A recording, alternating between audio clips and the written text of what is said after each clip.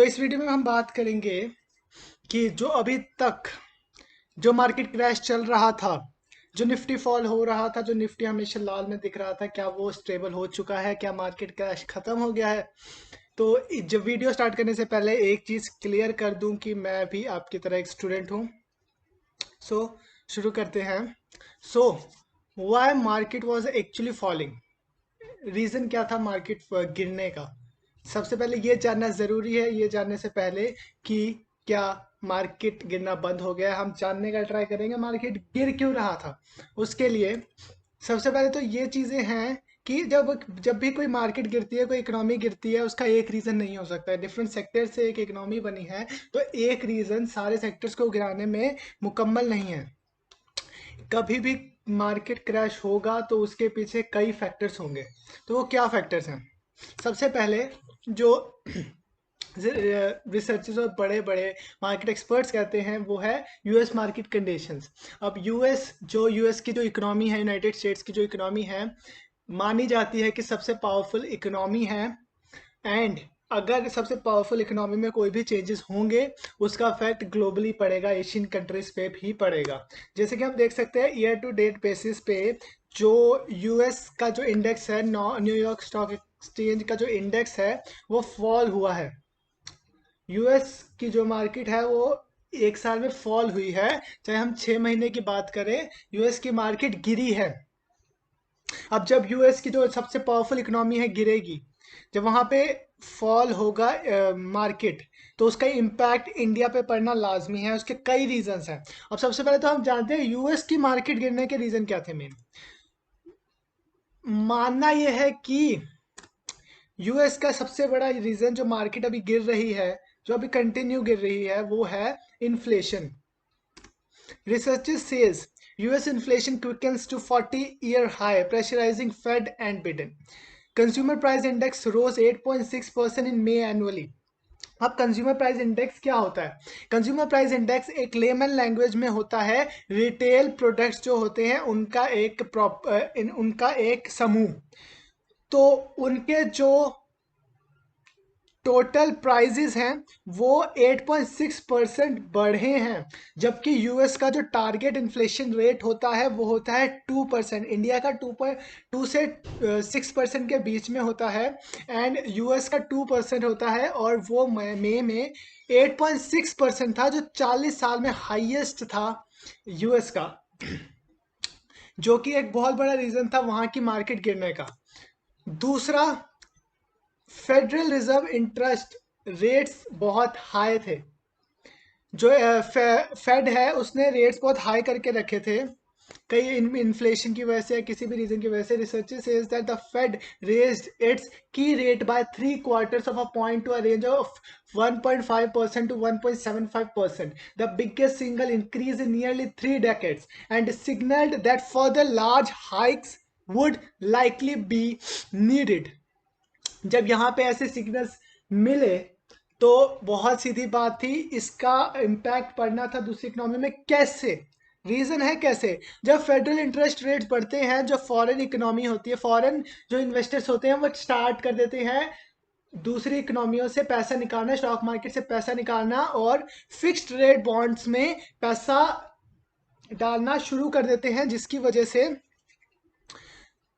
बाकी जो, जैसे कि इंडिया ही मान लो, इंडिया में जब एफआईआई सेलिंग हुई, इंडिया में जब एफआईआई सेलिंग हुई तब इंडियन मार्केट गिरने लगा। एफआईआई सेलिंग क्यों हुई? क्योंकि फेड ने इंटरेस्ट रेट्स हाई कर दिए, जिससे उनको लोन कम मिला। अब they're finding fixed interest rates, fixed bonds more suitable. जैसे कि बात करें तो जैसे ये न्यूज़ है इकोनॉमिक टाइम्स की कि ₹2 lakh crore gone from D Street, Dalal Street. FII sell-off hits new high record in 2022. FII selling एक लेवल से ऊपर हुई है पिछले साल। FPI has been selling Indian equity relentlessly since the last 9 months. ये सब जो डेटा है ये शो कर रहा है एफआईआई की सेलिंग। अब आपको पता है जो एक स्टॉक मार्केट है ये बनता है बाइंग बायर और सेलर से। जब सेलर ज़्यादा होंगे एफआईआई ज़्यादा है, वो ज़्यादा होंगे। एंड डोमेस्टिक जो म्यूचुअल फंड्स हैं, डोमेस्टिक इंडिविजुअल इन्वेस्टर्स हैं वो कम हैं। तो ऑब्वियस सी बात है हमारा मार्केट क्रैश करेगा, क्योंकि मार्केट में बहुत इंपॉर्टेंट रोल अदा करते हैं एफआईआई। उसके बाद तीसरा एक रीज़न था Russia Ukraine war. Russia Ukraine war का रीज़न ये था, उससे क्या हुआ कि पेट्रोल प्राइसेस हाइक हो गए। पेट्रोल प्राइसेस आपको पता है पेट्रोल का लेना देना हर चीज से है, चाहे वो अपनी वेजिटेशन अपना बस्ती का या सब्जी मंडी ही मान ले। सब्जियां लाने के लिए भी पेट्रोल बीच में आता है। हर चीज में पेट्रोल का एक रोल होता है। पेट्रोल प्राइसेस बढ़ने से ओवरऑल इकोनॉमी पे इम्पैक्ट पड़ता ही पड़ता है, इन्फ्लेशन होती ही होती है। जैसे जो रशिया यूक्रेन से क्या हुआ था, वॉर से क्राइसिस जो हुआ था उससे जो 86 पर बैरल 86 डॉलर पर बैरल मिलता था क्रूड ऑयल, वो $120 पर बैरल पे मिला। यूनियन मिनिस्टर नितिन गडकरी ने भी इस कंसर्न को हाईलाइट किया था। उसके बाद हमने ये देख लिया कि रीज़न क्या थे जो मार्केट क्रैश हुई का। इसके अलावा भी बहुत सारे रीजंस थे, चाहे हम इंडिया में ही मान लें या एशिया में या टोटल ग्लोबली, बट ये मेन रीजंस थे। आज की अब आज की सिचुएशन क्या है, सबसे पहले देखते हैं निफ्टी। आज ये है निफ्टी का पिछले कुछ दिनों का रोल। पिछले कुछ दिनों में निफ्टी रिकवरी शो कर रहा है, एक स्टेबिलिटी शो कर रहा है। इसका रीज़न क्या हो सकता है, जबकि जो बाकी global economy global stock markets जो हैं अभी भी ये उतनी रिकवरी शो नहीं कर रही। तो इसका रीज़न क्या हो सकता है, अगर हम जाके यहाँ पे सर्च करें जो मेन मेन कंपनियां हैं जो एक्चुअली में निफ्टी का एक बेस बनाती हैं, उनको सर्च करें।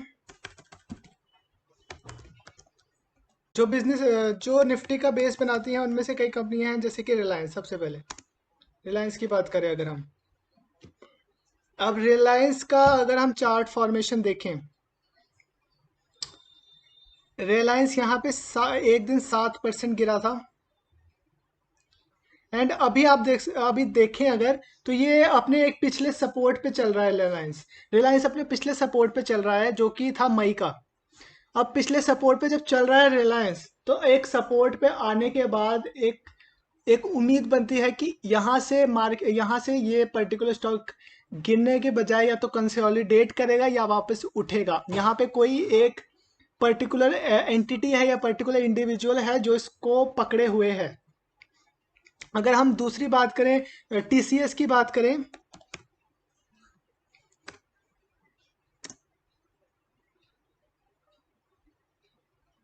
अगर हम टीसीएस की बात करें, ये टीसीएस यहाँ पे अगेन एक अपने मेजर सपोर्ट लेवल पे है। इधर से गिरना काफ़ी मुश्किल है यहाँ पे टीसीएस का। तो हम यहाँ पे एक चीज़ कंक्लूड कर सकते हैं कि जो हमारे मेन निफ्टी स्टॉक्स हैं वो काफ़ी हद तक गिर चुके हैं, जहाँ से और गिरना अभी उतना उतना पॉसिबल नहीं दिखता। अभी यहाँ से और गिरना उतना पॉसिबल नहीं दिखता, और इसलिए एक फॉर्मेशन दिमाग में ये आ सकती है कि अभी यहाँ से मार्केट थोड़ा स्टेबल होगा, निफ्टी स्टेबल होगा। वो अलग बात है, निफ्टी इस वक्त बहुत ज़्यादा मैन्युपुलेटेड है, और ये बड़े बड़े स्टॉक्स के चार्ट भी इसको प्रिडिक्ट नहीं कर सकते।